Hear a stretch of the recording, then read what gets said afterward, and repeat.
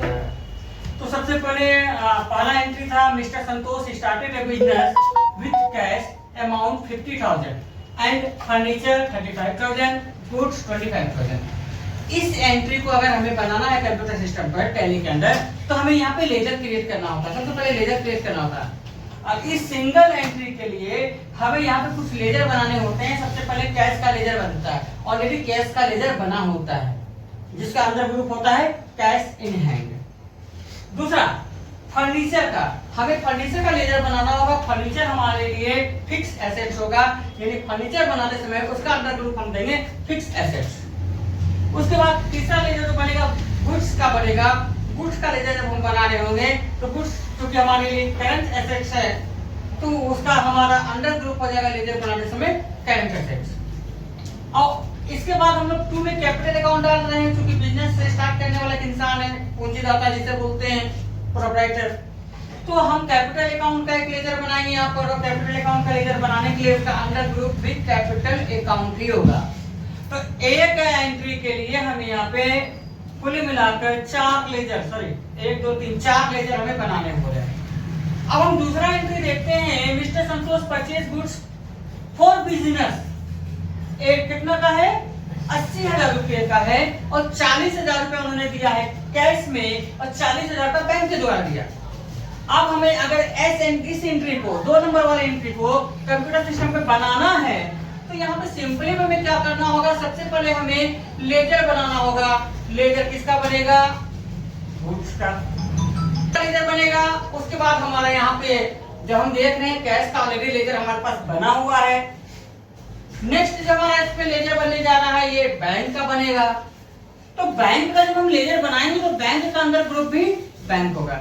याद रखिएगा, बैंक से हम किसी प्रकार का ट्रांजैक्शन कर रहे हैं बैंक के माध्यम से, चाहे वो यूपीआई ट्रांजैक्शन हो या चेकबुक ट्रांजैक्शन हो, ठीक है। तो उसका जब हम लेजर बनाएंगे बैंक अकाउंट, तो बैंक अकाउंट का अंडर ग्रुप भी बैंक अकाउंट ही होगा।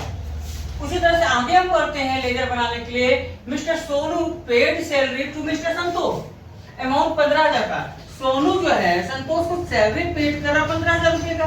इसकी जनरल एंट्री तुम लोग पहले से बना रहे हैं, लेकिन इसमें लेजर जब बनाने की बात आती है तो इसमें लेजर कौन कौन सा बनेगा।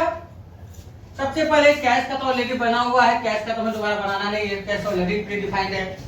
इसमें जो लेजर बनेगा सैलरी अकाउंट बनेगा और सैलरी अकाउंट का अंदर ग्रुप इनडायरेक्ट एक्सपेंस होगा। सैलरी अकाउंट का लेजर बनेगा इस एंट्री को पास करने के लिए और इसके अंडर ग्रुप जो होगा इनडायरेक्ट एक्सपेंस होगा। उसी के बाद यहाँ पे हमारा 2 लेजर में काम चल गया। चौथा एंट्री को अगर देखें, मिस्टर विवेक रिसीव सैलरी अमाउंट 15,000। विवेक जो है 15,000 की सैलरी रिसीव कर रहा है। तो यहाँ पे हमें विवेक का नाम का लेजर बनाने की जरूरत नहीं है, क्योंकि हम सैलरी और कैश का ही यहाँ पे जिक्र होगा। तो यहाँ पे ऑलरेडी सैलरी का लेजर बना हुआ था, लेकिन वो बना हुआ था सैलरी, जब हम सैलरी दे रहे हैं वहां पे इनडायरेक्ट एक्सपेंस था, और यहाँ पे विवेक सैलरी रिसीव कर रहा है तो यहाँ पे इनडायरेक्ट इनकम होगा। यानी चौथे नंबर पे मिस्टर विवेक रिसीव सैलरी 15,000, जब सैलरी अकाउंट का यहाँ पे लेजर बनेगा तो यहाँ पे इनडायरेक्ट इनकम होगा। ध्यान से समझ लीजिए, सैलरी दे रहे हैं तो सैलरी का लेजर बनाते समय इनडायरेक्ट एक्सपेंस का जिक्र करेंगे, और सैलरी जब ले रहे हैं तो उसका लेजर बनाते समय इनडायरेक्ट इनकम का जिक्र होगा। कैश तो ऑलरेडी बना हुआ है।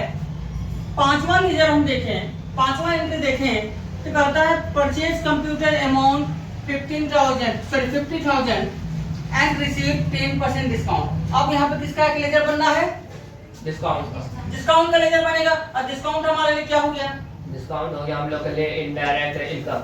डिस्काउंट हमारे लिए इनडायरेक्ट, यानी कि 5वां अगर एंट्री हमें करना है कंप्यूटर पे टैली में, तो सबसे पहले हमें यहाँ पर कंप्यूटर का लेजर बनाना होगा। और कंप्यूटर, क्योंकि कंप्यूटर खरीद रहे हैं, कंप्यूटर हमारे लिए फिक्स एसेट। दूसरा लेजर बनाना होगा डिस्काउंट का, क्योंकि 10% डिस्काउंट दर्शा रहे हैं तो डिस्काउंट रिसीव का हम यहाँ पे लेजर बनाएंगे। और डिस्काउंट रिसीव बनाते समय इसका जो अंदर ग्रुप का जिक्र होगा वो इनडायरेक्ट इनकम का जिक्र होगा। उसके बाद आप यहाँ पे देख रहे हो फिर बैंक से लेन देन हो रहा है यूपीआई के द्वारा, तो आप ऑलरेडी यूपीआई का ढेर सारा लेजर बना होगा। आप चूंकि पहले वाले एंट्री में बनाए होंगे बैंक अकाउंट, अगर नहीं बनाए हो तो यहाँ पर एक बैंक अकाउंट का लेजर यहाँ पर क्रिएट होगा। तो इस तरह से हम लेजर को क्लासिफाई कर सकते हैं। अगर हमें लेजर पता होगा और उसका अंडर ग्रुप पता होगा, तभी हम सटीक रूप से किसी भी एंट्री को कंप्यूटर में बना पाएंगे और तभी हमारा ट्रायल बैलेंस मिल पाएगा। क्योंकि एंट्री बनाने के बाद जब हम एंट्री बनाएंगे तभी ट्रायल बैलेंस भी मैच करना है। गलतियां कहाँ होती है, छोटे से एग्जांपल से समझते हैं। मान लिया जाए कि हमने सैलरी पेड किया और हम सैलरी पेड करने के लिए लेजर बनाए और लेजर का अंडर ग्रुप दे दिए, हमें पता नहीं था, सैलरी का दे दिया इनडायरेक्ट इनकम।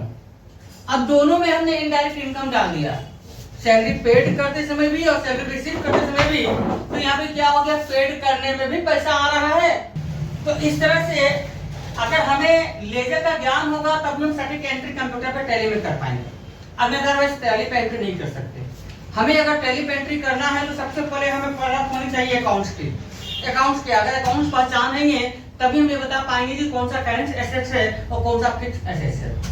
एंड अकाउंट्स पहचानने के बाद हमें गोल्डन रूल जरूर याद होना चाहिए, क्योंकि गोल्डन रूल याद रहेगा तभी तो हम बताएंगे कि डेबिट क्या हो रहा है, क्रेडिट क्या हो रहा है। जब गोल्डन रूल याद रहेगा तब हमें जनरल एंट्री बना पाएंगे सटीक रूप से, और तब हमारे लेजर बनाने के लिए आगे बढ़ेंगे। तो आज हम यही पे रोक रहे हैं आप लोग को लेजर तक, और आगे हम लोग धीरे धीरे बढ़ेंगे तो लेजर पे बहुत सारा वीडियो बनाएंगे और उस पर लाइक भी करवाएंगे।